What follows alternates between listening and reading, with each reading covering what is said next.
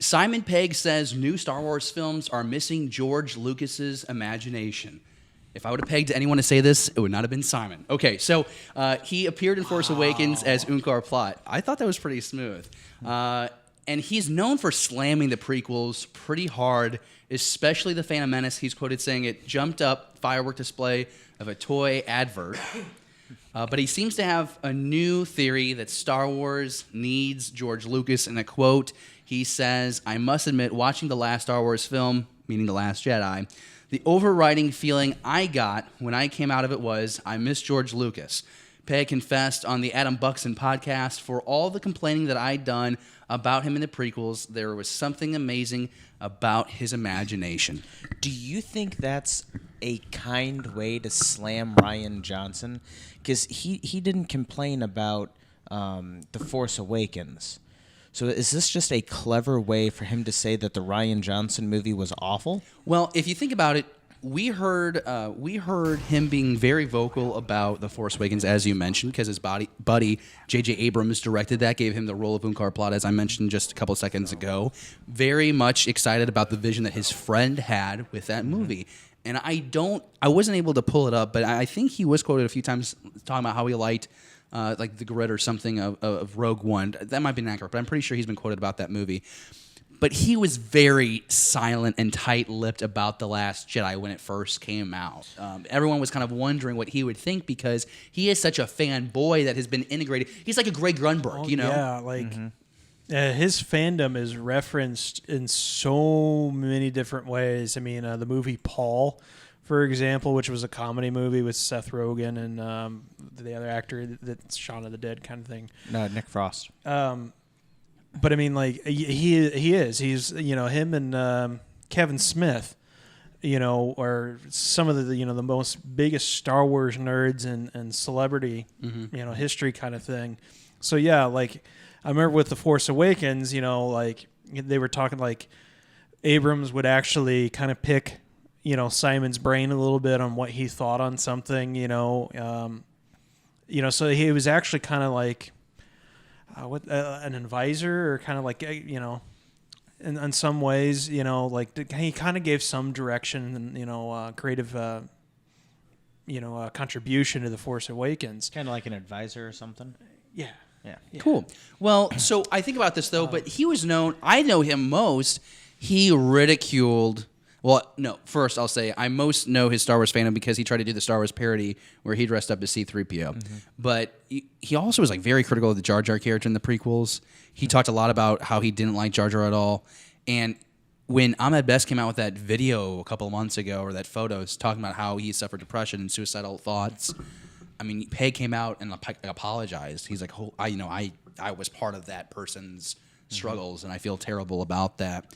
I think Simon Pegg is a great Star Wars fan. I think he's super passionate, and I think that I think I'm in line with a lot of his thoughts on the newer Star Wars. And I feel like I've said this before. I don't know. David, what do you think about Simon Pegg and his words about missing George Lucas in Star Wars? I think he's kind of got a point there. And this is something that you've been harping on for the last 11 months since the movie came out, is that they're giving us something new in a way that's something old, but not in a way that we want to see it. And it's one of those things where, like, the fan base wants more, and they say, okay, we'll give you more. And then we complain that it's too much the same in The Force Awakens. And then they say, okay, we'll give you something new. And then they give us something new, and then we complain about that. So I think Disney's just at a no-win. But I think Pegg has some I'm a big Simon Pegg fan, so I kind of agree with what he says. That we do need a little more imagination because we're just kind of circling back through. And I think it all comes down to they need a better story development team. Do you take it as a tactful slam on Johnson, the creative writing team? I think so. Like Pegg, he contributed to the development of The Force Awakens. Abrams picked his brain, asked for his input. Do you think this is right, and everything. Obviously, Pegg was not involved with The Last Jedi. Right. And, Neither was we've JJ. touched on it numerous times in previous episodes where I think they gave too much free reign to Rian Johnson. I think they should have said, No, you're straying way too far off of what JJ has set up. Because now in some ways, I almost feel like JJ has to do damage control in some manner. Otherwise, the third film and the But it's these movies is going to interesting fail. because Disney was so excited with the product that Ryan put together. They praised it for months. They finished it. They put it on the shelf in September, all done, ready to go for a December release. And they were just so excited for it. Where they were even trying to pull like Academy Award type conversations, Yep. right? They're trying to put in. There was a Mark rumor that Hamill Mark and- Hamill would win an Oscar for his performance as Luke Skywalker. Or they were trying to get him nominated for it, and so it's interesting to me. Just how I don't. I just think it's cool. I think it's interesting how it all fits together. I think it's a sign for me that you can't bring George Lucas's imagination back into Star Wars unless you bring George Lucas back. And I don't think that Disney would do that. I think that they should bring him on like as an advisor. I think that would be really great. Yeah. And then to address, Simon Pegg's comment also, keeping in mind that he's a huge fan. Like we talked about, like he's got a ton of properties that he's been attached to over the years where he's referenced his fandom. I think you've mentioned before Paul, right? Yeah. Where he references his fandom there. Tons of references throughout that movie. And so it's like, to me, it goes back onto the story group, and this is like an ongoing theme that we've had on our show. The story group right now is just a consultant firm, essentially. The director gets to write whatever story he or she wants to. They go to the story group and say, fact check this to make sure it doesn't disrupt the canon timeline. Say what you want about canon. There's ripples in it already. And Disney said that when they bought Star Wars, bought Lucasfilm, that they were restarting the canon. And so like there's already these little fractures.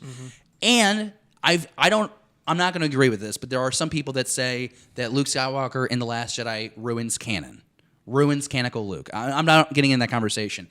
The story group, I think, ultimately has to take ownership of the stories being told. They need to be producing the content. So if you're not going to have George Lucas involved, that story group should have created the script and story for 9. Or just the story for 9, and then have the director come in and help them screenwrite. They don't even need George. They have his protege. Dave Filoni. Why is he not on this? Here's my thing. You can't have Dave Filoni doing everything, and I think his passion is still creating content, but I think that he needs to be like an at-large member of the storytelling group. Jon Favreau obviously is utilizing him. And you know what? I think it's going to make The Mandalorian an instant success. Yes. George Lucas is a great writer, a great storyteller, but his best work being the original trilogy.